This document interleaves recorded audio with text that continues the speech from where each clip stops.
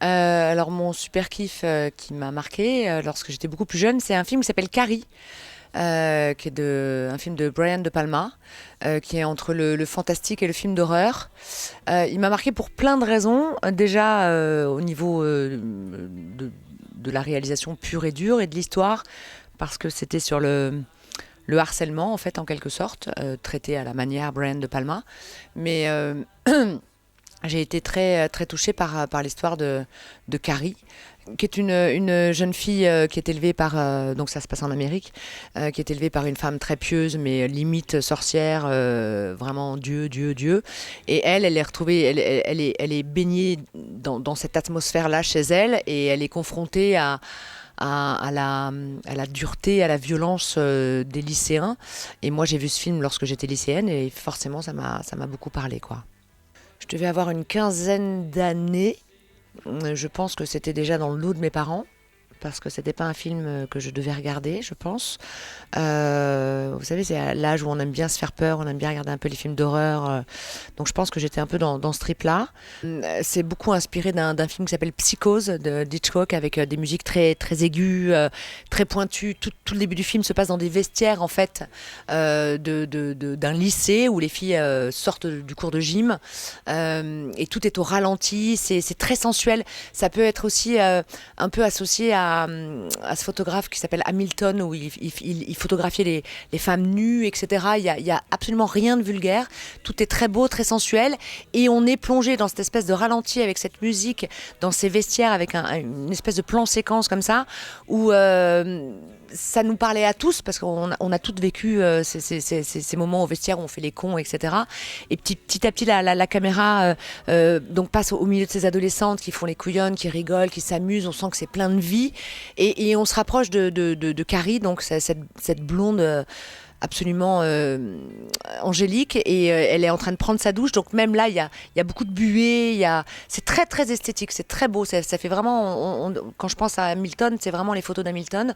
Et en fait, ce jour-là, dans ses douches, Carrie a ses règles pour la première fois.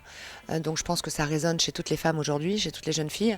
Et en fait, elle ne sait pas ce que c'est. Donc pour elle, elle est persuadée qu'elle va mourir parce qu'elle a du sang qui sort de son corps.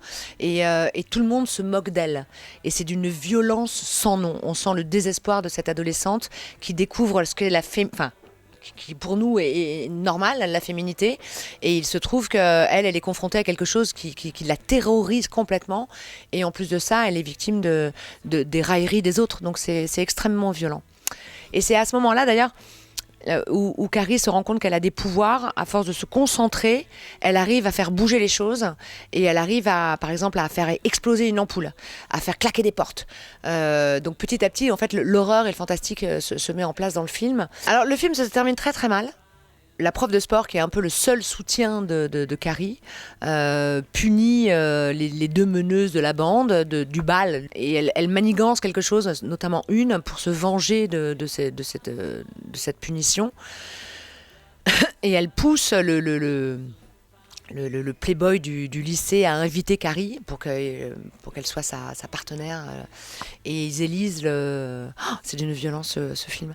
Et ils élisent le plus beau couple du bal. Et ils ont truqué les votes, etc. Et donc, Carrie et le playboy, qui commence sérieusement à s'attacher à Carrie. En plus, il est plein de bonnes intentions. Pour le coup, il n'est pas du tout au courant de ce qui va se passer. Donc, il y a toute cette scène de bal. Et le spectateur sait qu'il va se passer quelque chose. Et donc, ils montent sur scène parce qu'ils sont élus le plus beau couple du bal. Et à ce moment-là, on voit un seau bouger qui est plein de sang de porc au-dessus de leur tête. Et une des nanas des jeunes filles qui a été punie de balle, qui s'est rendue compte de sa cruauté, en fait, est venue pour voir la beauté de Carrie. Enfin, elle n'est pas du tout au courant de ce qui va se passer. Et elle découvre un fil qui monte comme ça, qui bouge à côté d'elle. Et elle regarde le fil et elle voit le seau. Et encore une fois, c'est la prouesse de la réalisation qui est intéressante dans ce film. Donc, si vous voulez, il y a une pression. Il arrive à faire monter la pression, le réalisateur. Et enfin, moi, je trouve que c'est magique quand un réalisateur arrive à presque vous empêcher de respirer, parce que vous savez que ça va arriver. Et c'est tellement tourné de façon hyper chiadé, hyper avec des flous, avec des gros plans sur les yeux. Et on sait que le drame va arriver et on ne sait pas comment ça va se terminer. Et donc le seau qui bouge jusqu'au moment où le seau se renverse sur Carrie, qui est couverte de sang. Et à partir de là, c'est la fin. C'est-à-dire qu'elle elle se venge, mais par son pouvoir. Et elle ferme toutes les portes du gymnase où il y a le bal pour que personne ne sorte. Et elle met le feu et elle écrase les gens juste. Et c'est là où c'est la force de la réalisation de Brian De Palma. Il y a cette image de cette femme toute gluante de sang qui bouge pas, avec des gros plans sur les yeux, des gros plans sur la bouche. Et dès qu'elle bouge la tête, il y a une porte qui se ferme et paf, il y a une porte. C'est magistral ce qu'il a fait en fait. Donc, et ensuite, elle s'en va, tout le monde est en train de mourir dans le gymnase, parce que là, pour le coup, il n'y a personne qui s'y échappe. La meneuse est avec son amoureux, qui est joué par John Travolta, va pour l'écraser. Et là, elle se retourne. Et c'est toujours pareil, avec ces mouvements très saccadés comme ça. Et fouah, la voiture se renverse, elle va prendre feu plus loin. La gamine rentre chez elle, elle se lave de toute cette horreur, de toute cette méchanceté, de tout ce sang. Enfin, symboliquement, c'est absolument incroyable. Au résultat des courses, je ne vais pas dire la morale, parce que c'est pas la morale de l'histoire, mais Carrie, elle se met, en se vengeant comme elle le fait, elle devient comme eux, en fait. Et elle meurt à la fin.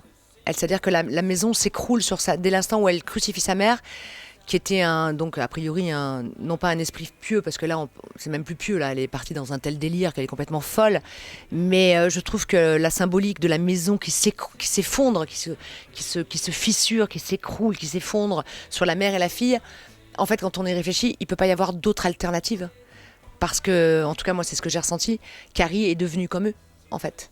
Elle est devenue le mal, puisqu'elle a quand même, je ne sais pas combien de personnes de morts sur sa conscience. Elle qui a toujours prôné le bien, qui a toujours été innocente, qui a toujours... elle se met à leur niveau. Alors attention, on a tous envie de se venger quand on nous fait du mal. Mais après, c'est la notion du bien et du mal. À quel moment ? Quelle est la limite ? Jusqu'où on peut aller ? Et le film se termine où la seule rescapée du drame va sur la tombe de Carrie. Et ça, c'est un plan... qui est devenu emblématique, qui est devenu culte. Au moment où elle se penche, il y a la main de Carrie qui sort. Et ça, c'est des trucs qui ont été repris. C'est même pas Brian De Palma qui l'a sorti, c'est un autre réalisateur dont j'ai oublié le nom, qui avait fait un film qui était sorti 4 ans auparavant. Et Brian De Palma s'était inspiré de cette main, mais ça a été, Tarantino l'a repris parce que c'est un des films préférés de Tarantino, etc.